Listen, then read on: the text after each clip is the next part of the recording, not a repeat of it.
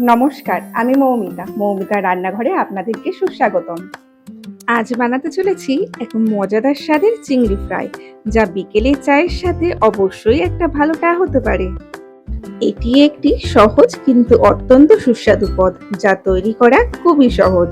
ছোট থেকে বড় সকলেরই এই পদটি খুব পছন্দের হবে। আর এটি বানাতে বিশেষ কোনো উপকরণ প্রয়োজন হয় না, তাই যে কোনো সময় এটি তৈরি করে নেওয়া যেতে পারে। প্রথমে আমি এখানে বেশ কিছুটা চিংড়ি খোলা ছাড়িয়ে ধুয়ে নিয়েছি, আর লেজের দিকটা আমি এখানে রেখে দিয়েছি। আর হ্যাঁ, অতি অবশ্যই পিঠের কাছে থাকা কালো অংশটাকেও পরিষ্কার করে দিয়েছি। এরপর একটা ছুরির সাহায্যে পিঠের কাছটা চিড়ে নিয়ে ভিডিওতে দেখানো পদ্ধতিতে ছুরি দিয়ে এইভাবে চেপে চেপে নিয়েছি।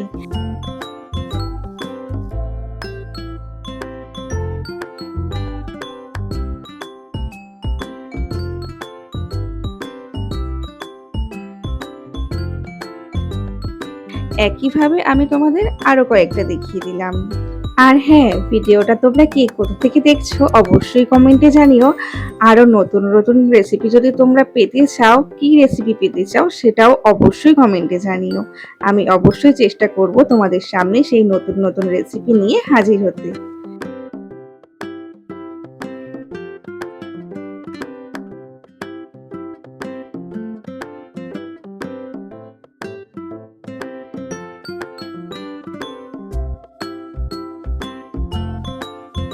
এরপর মাছগুলোতে সামান্য গোলমরিচ গুঁড়ো, সামান্য নুন, সামান্য লঙ্কার গুঁড়ো আর লেবুর রস দিয়ে ম্যারিনেট করে নিতে হবে।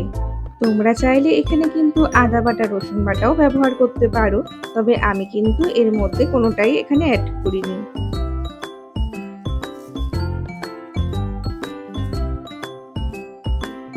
এরপর অন্য একটি পাত্রে একটি ডিম ফাটিয়ে নিয়ে তাতে একে একে গোলমরিচ গুঁড়ো আর নুন দিয়ে ভালো করে ফেটিয়ে নিতে হবে।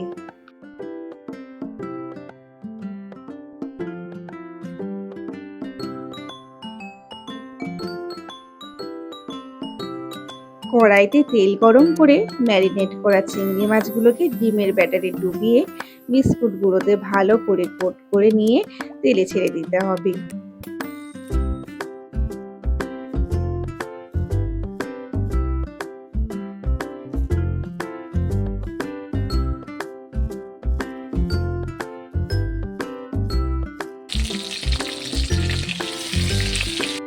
এরপর চিংড়ি মাছগুলোর একদিক ফ্রাই হয়ে গেলে অপর দিকটাও ফ্রাই হওয়ার জন্য উল্টে দিতে হবে।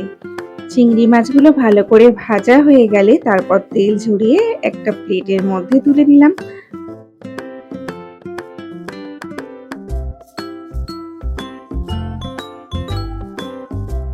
এরপর ওই প্লেটে ফ্রাই করা চিংড়ি মাছগুলোকে টমেটো সস আর ইয়েলো বেল পেপার দিয়ে সাজিয়ে কিছুটা ধনেপাতা কুচি, গোলমরিচ গুঁড়ো আর বিট নুন ছড়িয়ে পরিবেশন করলাম মজাদার স্বাদের চিংড়ি ফ্রাই। চলো এবার তাহলে টেস্ট করে দেখা যাক এটা কেমন হয়েছে।